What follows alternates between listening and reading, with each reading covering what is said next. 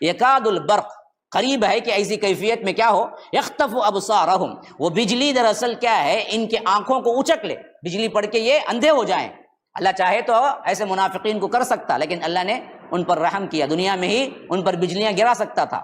اور آج بھی جو لوگ کیا ہیں خالی مسلمان کہہ کر اللہ کی نافرمانی کرتے ہیں، فوری طور پر انہیں مار سکتا ہے، فوری طور پر آسمان سے کوئی عذاب آ سکتا ہے، لیکن دیتا اللہ نہیں دیتا۔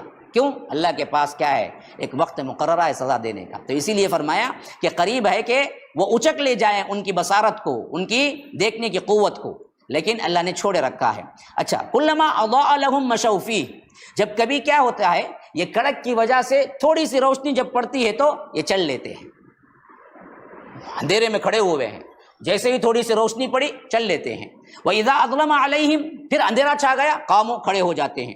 وَلَوْ شَاءَ اللَّهُ لَذَهَبَ بِسَمْعِهِمْ وَأَبْصَارِهِمْ، اگر اللہ چاہتا تو پرماننٹ ان کی سماعت، ان کو سننے کی طاقت اور ان کی دیکھنے کی طاقت کو لے جاتا۔ ان اللہ علی کل شیء قدیر، کہ اللہ تبارک و تعالی ہر چیز پر قادر ہے۔ یہ دو آیتیں تھوڑا سمجھنے میں کیا ہے، ذرا سا عمیق نظر سے دیکھیں گے تو آپ کو سمجھ جائیں گے۔ یہ کیفیتیں وہ ہیں جو اسلام لانے کے بعد اس کے مصائب و آلام پر کھڑنے کا جو جذبہ نہیں ہو کر لوگ پیچھے پلٹ جاتے ہیں، ان کو تنبیہ کی گئی ہے۔ دوسری آیت میں فرمایا گیا کہ اسلام لانے سے بعض جو دنیا کے فائدے ملتے ہیں نا، اس کے لیے تو لپک کے آ کے کہتے ہیں ہمیں مسلمان، ہمیں مسلمان، دیکھو راشن کارڈ میں بھی مسلمان، لیکن جب اسی اسلام کے خاطر مصائب و آلام ہوتے ہیں تو کنارہ کر لیتے ہیں۔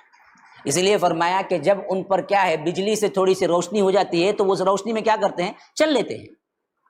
جہاں مسلمان ہونے کا فائدہ ہے وہاں تو کر لیتے ہیں، جہاں فائدہ نہیں ہے وہاں اپنے آپ کو نمایاں ہی نہیں کرتے کہ ہم مسلمان ہیں۔